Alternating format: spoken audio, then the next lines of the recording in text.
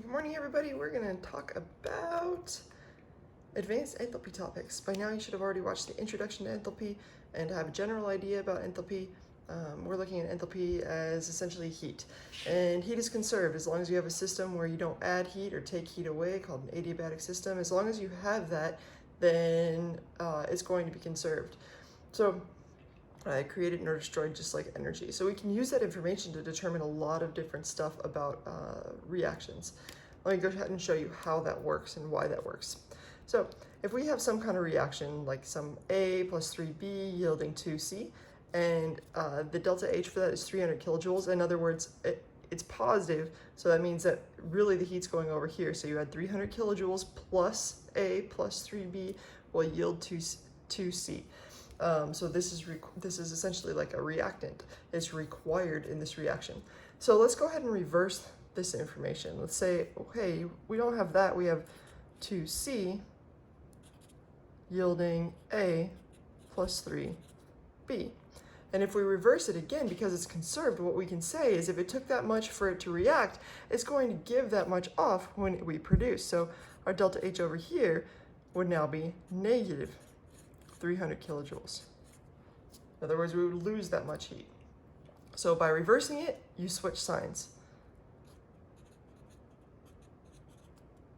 We're going to use this information very quickly here and have to understand this really well. Okay, let's half it. So let's say, hey, I'm going to take this original equation and I'm going to half it. I'm going to say 1/2 A plus 3/2 B yields 2/2 is 1 C. So now I half the amount. Well, we knew that it required 300 kilojoules for this reaction to occur. Now we need half the amount of the reaction. And so it's now requiring just 300/2 kilojoules, which would be 150 kilojoules. Okay, what if you take this reaction and you multiply it by 3? Well, no worries. We can use that same principle. We'll say 3A plus 9B yielding 6C. And now our delta H, we would also have to multiply by 3. And the reason we're doing this is, again, because we're going to run into it very shortly. Let me pull up this problem here.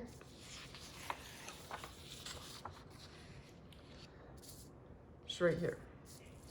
So here we have two reactions for which we know the enthalpy, and one reaction for which we don't. When we would actually call these enthalpy of reactions, I should be putting this stuff down here just so you get used to the terminology. It's pretty clear that this is the enthalpy for this reaction, usually when it's written right after. But sometimes it's not always so clear, and you'd write enthalpy of reaction, RXN, to let you know. So in this reaction, sulfur and oxygen reacted to form sulfur dioxide, and it released this much enthalpy.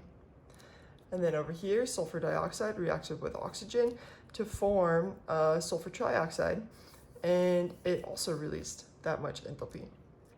And now the question is, well, that's all great, but what about these things, which are neither of these, but kind of similar?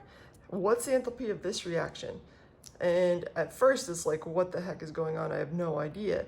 But we're going to go ahead and take this step by step and figure it out. Ultimately, what we're going to do is try to manipulate these equations, these reactions, using principles from what we did up here, multiplying them, dividing them, etc., to add them up to equal this. What do I mean by adding them up?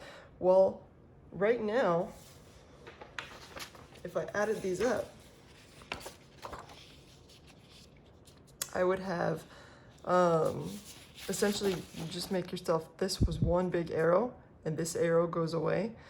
So we would have SS plus O2 gas plus 2SO2 plus O2 gas yielding SO2 plus 2SO3. So essentially I took all these things on the reactant side and I added them up. You can see those all correlate. And all the stuff on the product side and I added them up. And this reaction, because enthalpy is conserved, would simply be equal to this delta H plus that delta H. Pretty cool, right? But this is not the reaction that I'm trying to get. I want S plus 3 halves O2 plus SO3 gas. And so now I must go ahead and figure out what I'm doing. So I look at the reaction for the enthalpy that I need. And what I want to do is see where reactants and where products line up. So here I have sulfur, and I also have sulfur on my reactant side here. Let me rephrase that. Sulfur and O2 are on my reactant side. So I look up here, I see, hey, I got sulfur. That's on my reactant side, so that's good. I probably don't need to do anything to this one. Then I see I've got 3 halves O2. Okay, I got O2 and O2 here. If I add these two up, really I've got 2 O2s, right? Then we move on to this side.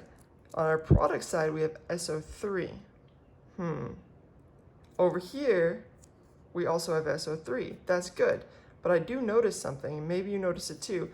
I'm ultimately trying to get 1 SO3. But how many SO3s do I have there? 2. Let me say that again. Maybe it'd help to draw this line to remind ourselves that we're adding this plus this to get this. Here I have 1 SO3, and here I have 2 SO3s. So what can I do to get just 1 SO3? Well, I can go through and, much like we did with the previous problem, divide each of these by 2.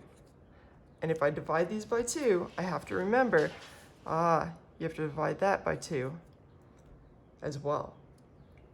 So let's go ahead and make sure that we've got, I don't want to screw anything else. And it's 4 in the morning, so that's not true. It's 5. Okay. And here I get, not that, 99 negative 99.2 kilojoules. So you want to be keeping track every time you do something. So write down what you got. So now essentially I'm going to cross these out so that I don't get confused. I have SO2 plus 1/2 O2 yielding SO3. All right, now let's think if we went and added these up. I have 1 sulfur. Here it says 3 halves O2. How do I get 3 halves O2? Well, here I have 1 O2 plus 1/2 O2, and that gives me 3 halves O2. And then we move on to over here, the product side, SO3. But what about this SO2 that's over here? Well, I also had an SO2 over here. This SO2 is going to cancel with this SO2 because this one's on the reactant side and this one's on the product side. And you, in other words, it didn't do anything in the reaction. And when you have things that don't do anything in the reaction, you can cancel them out. So we added these up. We got this overall thing. Now to figure out exactly our enthalpy of the reaction, by the same principle, because it's conserved, we just add those up too. So now we're looking at 296 negative 296.8, and then plus or minus 99.2 kilojoules. So minus 296.8.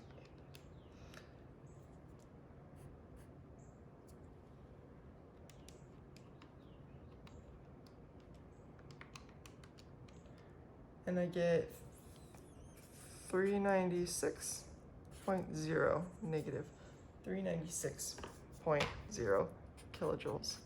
So even though we didn't know anything about this reaction, we knew something about this reaction, we knew something about this reaction, and therefore we determined this one. And this is called Hess's law, by the way.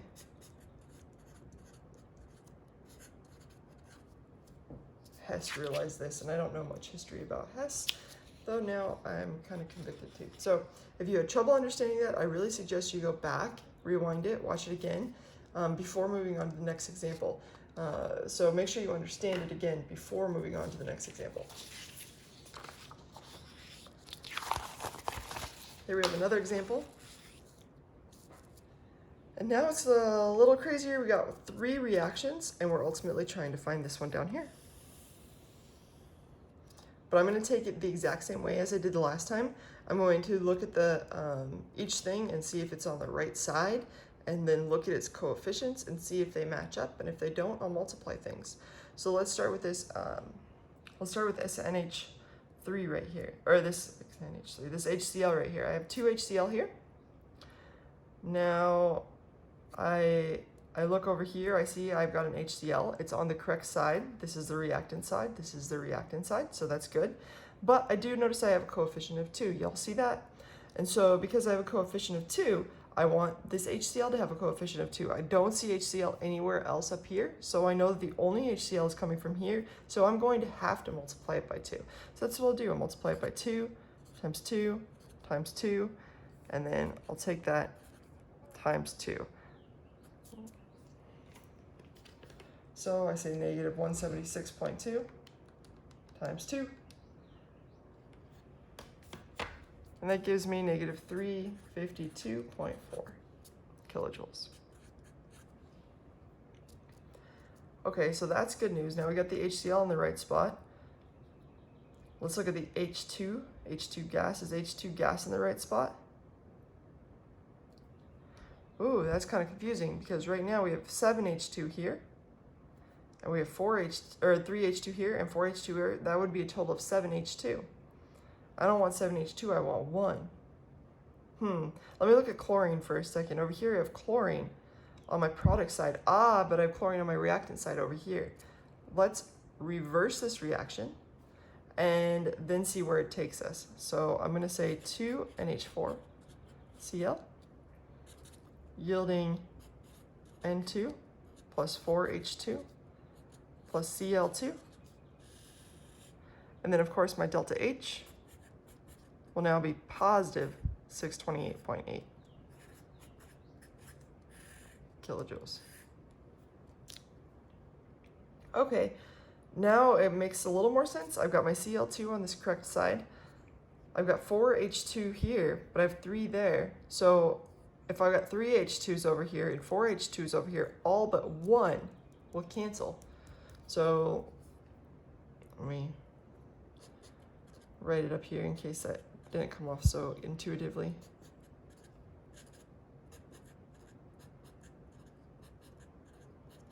So we have 3 H2s on our reactant side and 4 H2 on our product side. Remember, if you have the same thing on each side, it cancels. So cancels, cancels, cancels, and we have 1 left. So that should make a lot of sense of how we're going to end up getting 1. Everything's looking pretty good to me right now. Let's go ahead and see how this works. Remember that we have to add these equations up and cancel things that are equal on the reactant versus product side.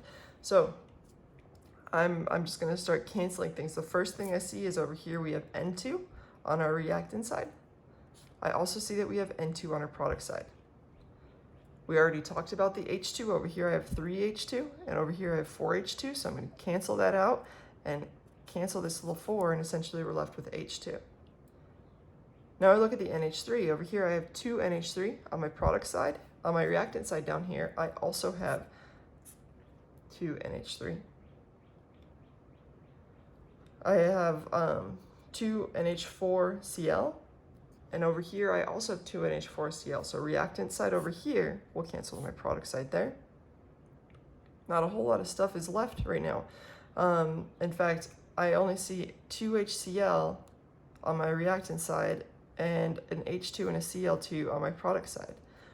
How convenient is that? That's what we're going for. We have 2 HCl reacting to form H2 and Cl2. So when you take these equations and you fully add them up, keeping reactants on one side and products on one side, we're left with exactly what we were looking for. So now our delta H is going to be positive 628.8 kilojoules plus a negative or minus 352.4 kilojoules. So plus,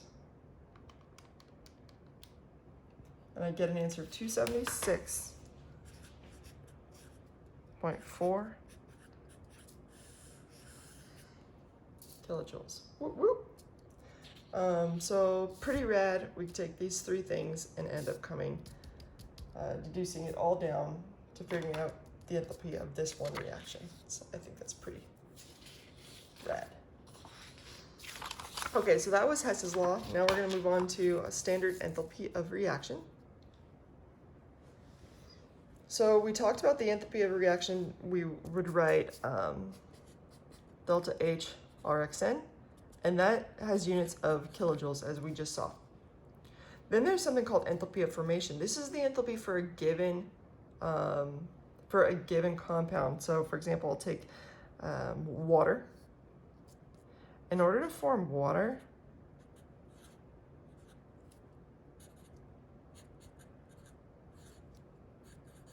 in order to go from hydrogen gas and oxygen gas to form water, the enthalpy of reaction is negative 241.8. So if we go from here, and we form water, it's negative 241.8 kilojoules. But another thing I could look at is I formed 1 mole of water, and in our introduction to enthalpy, we talk about forming just 1 mole of things and how that's important. It's important because this also tells me the amount of enthalpy it took to form 1 mole of water. I would call this my delta H of formation. And as long as I've got just 1 mole of water, I can also say, hey, really, it took gave off negative 241.8 kilojoules per mole of water. And so delta H of formations are usually just telling you about one single compound and how much enthalpy, not usually, always telling you about one single compound and how much enthalpy it took to form 1 mole of that particular compound. Sometimes it's exothermic, sometimes it's endothermic, it just depends, as you'll see in this next example. So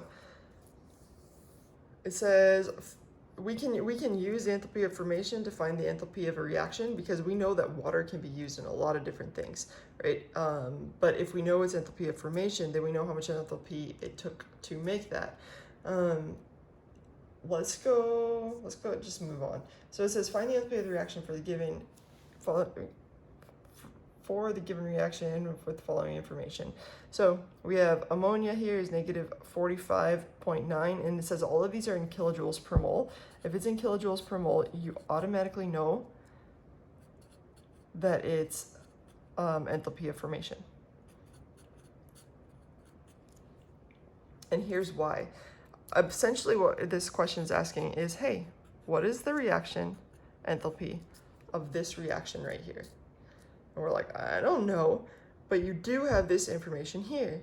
And you know that it took, for example, gave off 45.9 kilojoules per mole of ammonia. Well, how many moles of ammonia do you have down here? You have 4. And so what we would do is we'd say, okay, we got 4 times the enthalpy of ammonia, negative 45.9 kilojoules per mole. And the reason I write per mole is so I remember this is 4 moles, and then I should have written mole, and mole will cancel with mole, and you're left with just kilojoules. Okay, let's find out how much enthalpy the reactant side had. Let's find out how much enthalpy the product side had, and then we can figure out how much heat was lost or gained. In other words, what's our enthalpy of reaction? So 4 times the NH3 plus 5 times 0 kilojoules per mole for the oxygen. All enthalpies of formation in their elemental state are going to be equal to 0 in their most stable elemental state. So for example, carbon has 2 elemental states. It's got diamond and it's got graphite. Well, graphite is going to be the most stable and it's going to be 0. All right, and then we're filling over here, we're gonna form 4 times 90.3 kilojoules per mole. And then water, we have 6 waters, 6. And be paying attention, this is gaseous water. There's also liquid water, solid water, so make sure you're paying attention to what those are. 6 times negative 241.8. So I'm gonna go through and write each of these out. 4 times 45.9 gives me negative 183.6 kilojoules. Over here I have 0. So my reactant side, my total amount on my reactant side, and let me get this piece of paper.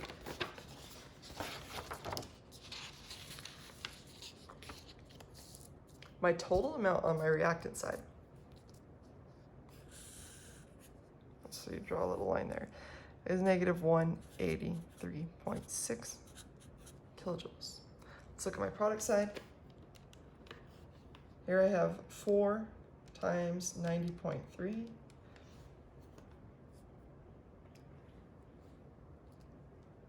So that's 361.2 kilojoules.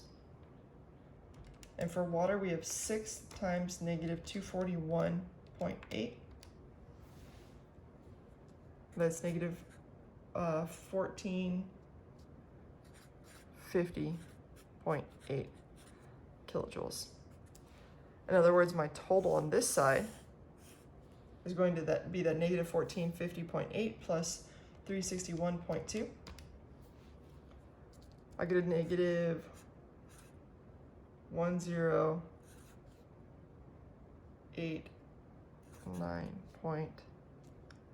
kilojoules. Yep, that makes sense. All right, so we figured out how much enthalpy it took to, if we just came from elemental constituents, we figured out how much enthalpy it took to form all the stuff on the reactant side. We figured out how much enthalpy it was to form all the stuff on the product side. Now we just compare. Remember that delta is always final minus initial. Another way you can just look at it is, hey, this guy had negative 183 kilojoules of heat. Now it's got like way more negative 183.6 kilojoules, right? So it lost a ton of heat over here. Let's go ahead and take the products minus the reactants. Another way to think about it is a final minus initial. And your book has this really long equation. I'd just rather you know the principle than memorizing some kind of weird equation. So our products is negative 1089.6 kilojoules minus our reactants, negative 183.6 kilojoules.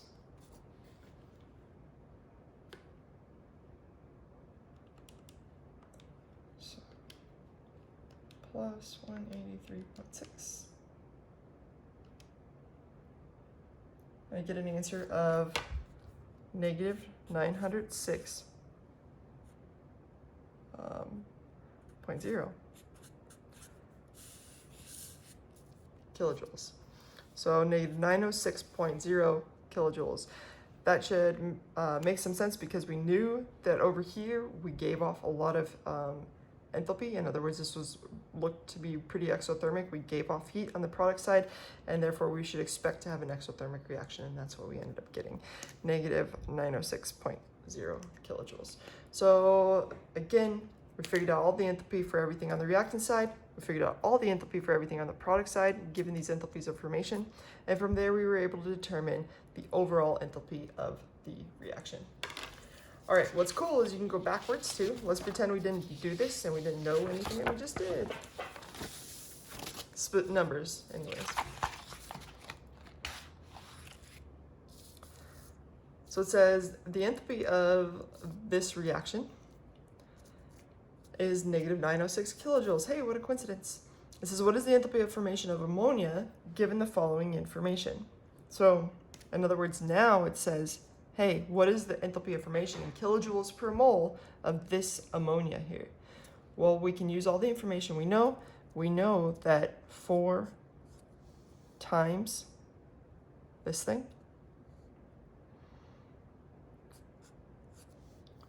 plus 5 times 0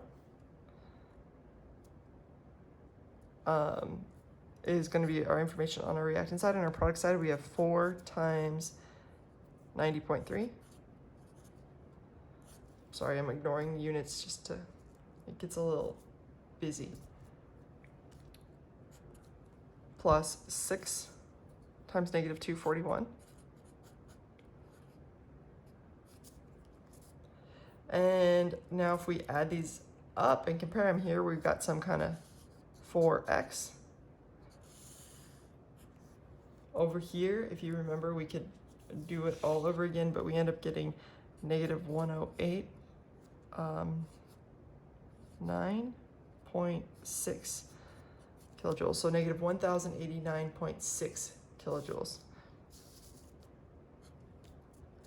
And we now know that this total thing, or delta H, is actually equal to negative 906, which is equal to products minus reactants.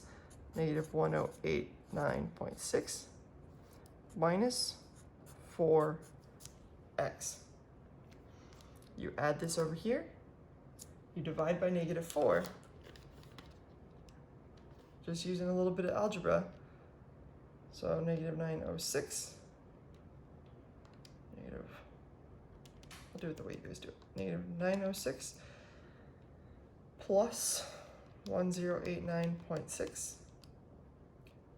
divided by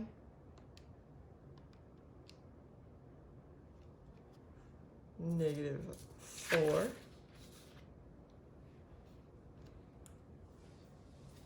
And I find out that x is equal to negative 45.9 kilojoules per mole. So oftentimes people will get this far, but you forget about this extra little 4. So make sure you remember to divide it by that. And yeah, hopefully this helps. If you need to, go back and watch this all over again. I don't really know what all this is, so I'll delete it when it comes. This is your last answer. Go back, watch it again, watch it repeatedly, make sure you fully understand how to go from enthalpy of reaction to enthalpy of formation and vice versa. Have a great day. Bye, y'all.